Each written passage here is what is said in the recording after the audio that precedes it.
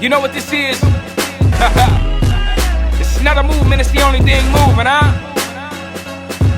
Dig that?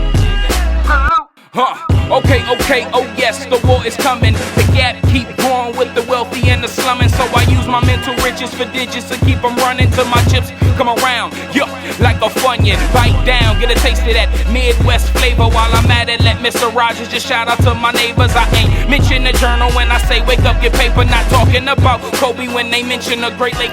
There, dog, Jamie Foxx Trump impression had me rolling. Nah, he was a fool, bro. But anyway, let's get to it. Okay, all right. Ladies and gentlemen, we back. YouTube exclusive.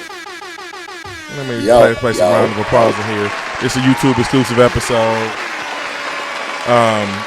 We just coming to y'all real quick, brief explanation. But yesterday on the show, I said we would talk about the Jamie Foxx special today. So here we are.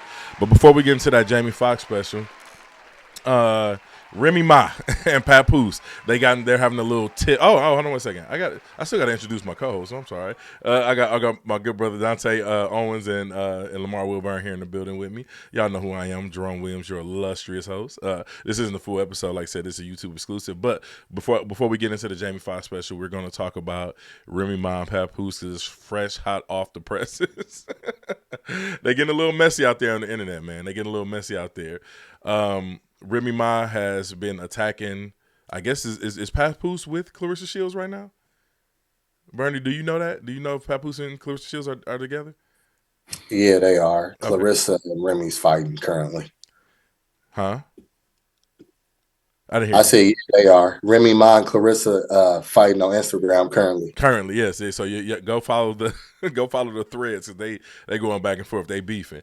For everybody who's been under a rock who are not familiar with Papoose, well, he's not really a battle rapper. He's just a rapper. Remy Ma started a battle rap league about a year ago. But prior to all of this, I don't remember how many years ago, but Remy did a stint in prison, and while she was in prison, Papoose held her down like a good woman would do. He held her down while she was locked up, and when he got out, he had they got married when she got out of prison. Was they married beforehand or did they get married afterwards? God, I don't know all the details. But I'm just kind of shooting from the hip here. They got married afterwards. That's what I thought. Okay, I wasn't sure if my details were clear, but they got married afterwards. They had a child together, and all the time it seemed like Papoose and Remy marriage was on the up and up. He was championing her. They would do BET ciphers together when that was a thing, all type of stuff. And fast forward to today, fast forward to about a year ago, it was rumors that Remy Ma was sleeping around with one of the rappers in her battle rapper league that she formed. And what was his name? What was the guy's name? I don't recall. Easy to block captain. Easy to block captain. Thank you, Tay. Yeah, Thank you, Tay. That was gonna drive me crazy. I knew it was like something, but anyway, easy to block captain. Papoose was rumored to have knocked him out, and fast forward today, all their dirty laundry is being aired out on the internet. So Papoose actually issued a statement after all these years. He finally came out and actually spoke, which is interesting to me because he typically don't do that. So with all the beef that's going on the internet, Papoose posted this to his Instagram. He said, "Sad to say that Remy Ma is a narcissist. She chose to cheat repeatedly. Now that I'm finally moved on, she's playing the victim. I've requested a divorce numerous times. She rather clout chase on social media than handle this like civilized adults. I did not want to do this on social media foolishness for the sake of my 6-year-old baby. She has to go to school. As you can see, I remain quiet through all this." So that's the first time he's actually issued a statement. But I guess it's a big deal because Clarissa Shields and Remy Ma is fighting. Now, Bernard, I know you had some thoughts. I'll let you get to it, bro. The floor is yours. Well, just to put it in context, first and foremost, so she was sentenced to 8 years in prison. She actually served 6 years, full years. They were together prior to her getting arrested, but he stood beside her that entire time, like you said, like a good woman would. And she, on many accounts, talked about how he talked to her every day, visited her often and held her down. So it's just a shame, man, that, again, it feels like we're in the temperatures that you can never do enough. That man was beside her, even married her after she got released. They got married in 2016. But he held it down while she was incarcerated. He was still making money. He was still doing his thing, kind of building their empire. And to see where it's at now, if you didn't see our pod yesterday, that's why I would advise my son, being Travis Hunter as the example, is to have a prenuptial agreement. Because you got to protect yourself, man. What more can you give a person? You can't get those 6 years back. And so to see it get here, it's egregious in a sense. And then to see it get messy on top of it, it's just like, that's a spit in the face. Yeah, huge slap in the face. I don't even know how Clarissa Shields, the GOAT, one of the greatest women boxers of all time, inserted herself in this kind of mess. It's pretty interesting. But she even invited Remy Ma to a boxing match on February 2nd, a celebrity boxing match. This would be interesting to see if she pull up. But what she do need to understand is Remy Ma shoots. I wouldn't be too quick to want to put hands on her. I'll tell you what, though. Everybody ain't playing. It goes back to our last conversation. Yeah, you think you tough until somebody really tough walk in. This woman fight for real. Yeah, you know what I'm saying? And so it's only a thing because you making a thing, because now you going at your husband and the pettiest of fashions, you calling her out like she did something wrong. And so it's just a classic act of no accountability from a woman. Unfortunately. Mm-hmm. Tay, you have any thoughts? First thing I'm gonna say is, unless Remy Ma got that pistol on her, avoid Clarissa Shields at all costs. Avoid her at all costs. If you ain't got that pistol on, you ain't gonna be no finger wagging and neck snaking and sassiness. Like, no, avoid that girl. Like, period. You do not want them problems. She gonna beat up a good portion of men just based off her skill alone. But let alone you get up there talking about you from the hood or something, man, that girl be done punched you into the suburbs. So that's the first thing. The other part is, I think Remy Ma, man, she operate from this place of believing it's equal. I'm a firm believer women are the gatekeepers to sex and men are the gatekeepers to relationships. So she probably got out there thinking, man, I can just get what I want to get out of a guy and keep it moving. And now she found out, hey, you done lost everything, and just that quick, he done locked himself in a position with another successful woman who probably willing to go ahead and play her part because, hey, this dude is established, she established, and he obviously proved he's solid. So, whatever it was that caused Remy Ma to think she could just skate around or do whatever, now she finna find out the hard way. Yeah, and I'm championing Clarissa Shields and Papoose relationship. Like I said, Papoose has shown to be nothing but solid, and Clarissa Shields, she's a beautiful young lady. You know what I mean? So I'm championing that. I want to see them be successful. I want to see Remy Ma and Papoose be successful until she started muddying up his name and his reputation in these streets by cheating. So it is what it is at this point. Burner, you want to expound a little bit more? You good? I'm disgusted. No, I'm disgusted. Just trigger warning. Mm-hmm. Man, it's sad, man. Relationships are really, really hard.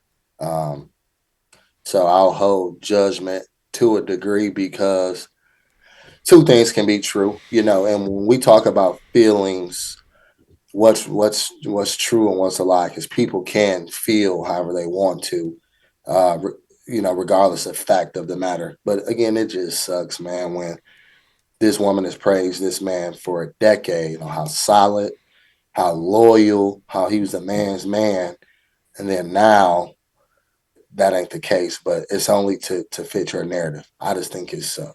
Yeah, it does, man. But moving off of that, Jamie Foxx, he released his Netflix special on December 10th. What had happened was, and we finally all got a chance to watch it. I want to get y'all first initial thoughts. I'll just give you my brief rundown at the beginning. He stepped into it talking about how what actually happened with him, because it was a mystery. Nobody knew but his family what actually happened to him, and we discovered he had a stroke.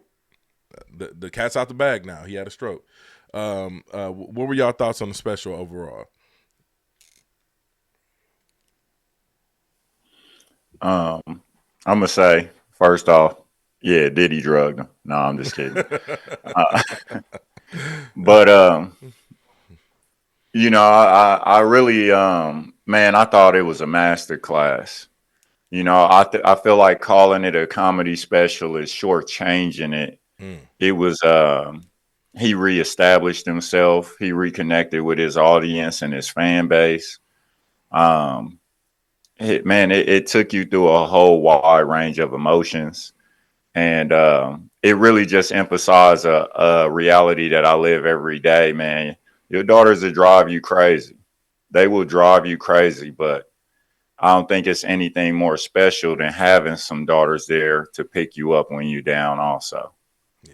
And it's just a special way that they really love a father who's present and who's really there for them, that is irreplaceable. And I think we really saw that in that special, from his oldest daughter coming out, introducing him, to his youngest daughter coming out and really performing for him and with him.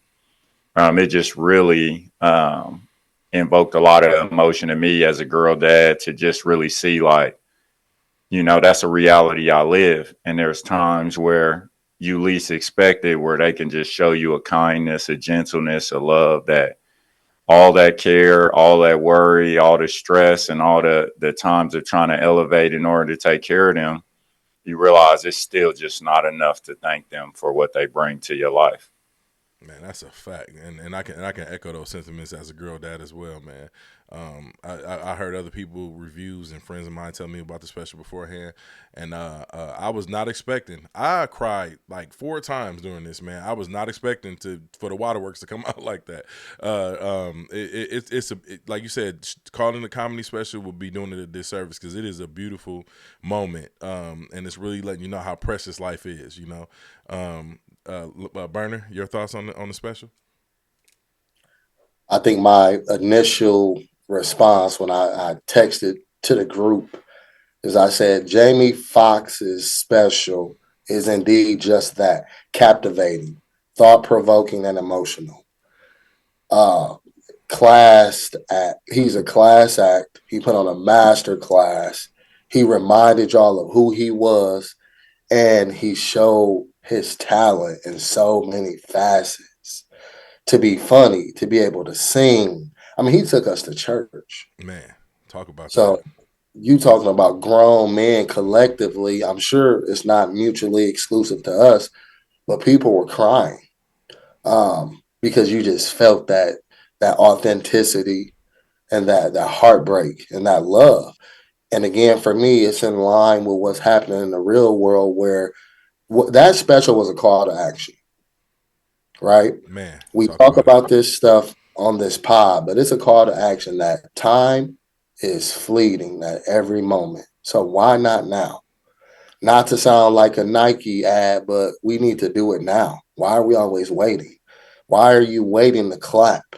Why are you waiting to shout? Why are you waiting to exercise your gifts and really give the world the best parts of you? It's so easy for us to go out in the world and give the world our stain and our attitude and our dislike. But he showed last night, like, hey, I'm giving y'all a piece of me.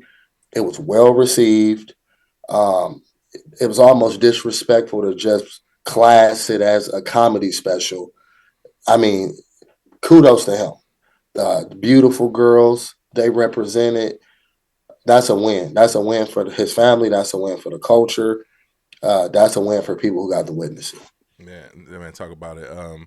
It was such a beautiful moment, man. Not only was it hilarious, I didn't think he was gonna be able to make it through it when he was talking about, oh man, what happened, and then he was being kind of vague at first, and then he really went into detail about hey, I went and got a shot. Then he called out the doctor. Then he talked about how his sister prayed for him and was like, told him, hey, the doctor said, hey, I need to go in his head. And the sister said, hey, if you go in there, you're not going to find nothing. I thought that part was hysterical because you're making light in those moments, those dark moments where something really, really, really affected you. For him to say that he couldn't remember 20 days, I can't imagine waking up and missing a whole month of my life. I can't imagine that. And waking up and being like, man, where am I at? What is going on? Like, that's crazy. Bro, he was so good last night.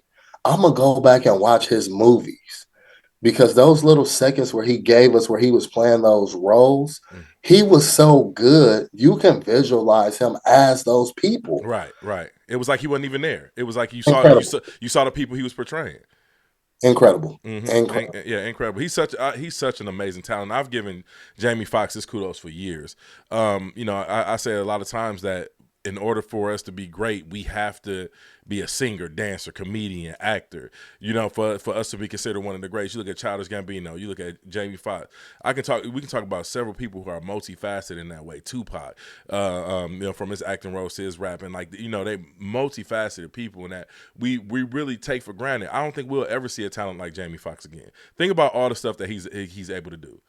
He's dropping R&B albums. He's been on rap albums. He's been in and at the highest level. I'm not talking about, I just put an album out because I think I can rap. No, he put a smash hit R&B album out. He was in one of the most critically acclaimed movies with Ray. He's been in a bunch of critically acclaimed movies. So it's going to be very rare that we see another talent grace the face of the planet like this. And to me, like I said, that was just a reminder. I mean, I'm constantly reminded every day. I'm thankful every day just for life as a precious gift as it is. But he really reminded me that, hey, like this can be, everything can be gone in an instant and it won't matter. People still going to talk crazy about you. And he talked a lot about that, saying how people called him a clone and whatnot. But this was an absolute beautiful special. It was a masterclass. I said, like I said, calling it a comedy special would be 100% doing a disservice because you're going to laugh, but you're gonna definitely cry. And like I said, I watched it and just watching him, tell his story was heartbreaking enough. But then when he brought his daughters out, man, and his daughter played that piano, that guitar for him, bro, I lost it, bro. I mean, both it was I had a little thug tear coming down at first, and then it turned into now both my eyes is watering. I'm like, oh man, my allergies acting up in here, fam. Get the Zyrtec out. But beautiful, beautiful special. Y'all any more thoughts? Yeah, man, I just want to echo that sentiment. It's just a reminder that, tomorrow isn't promised, man. Invest in those kids, invest in family. And it's about that time that you really spend, man. It's the most valuable thing we have. And that relationship with this little girl's, him walking his daughter down the aisle, just even the individuality and the difference between the two of those girls even exemplifies the fact of how he supports them as a father and allows them to have their own identity and embracing them. Mm-hmm. That guitar part, man, that was so moving because, like I said, it's nothing like your little girls that just come in at that right time and let you know, hey, I believe in you. You still a superhero to me. Mm-hmm. And so seeing that and them just having that belief and that love and care for him, man, that's amazing. Yeah, many people don't get that second chance opportunity, especially after a stroke and actually bleeding on your brain. Many people don't get that opportunity for himself. For him to be able to walk his daughters down the aisle, for him able to put this special together, to even perform with his daughter on stage. I'm not sure how old she was, but at the time he was 6, she was 14, so she's probably around 16, 17 now.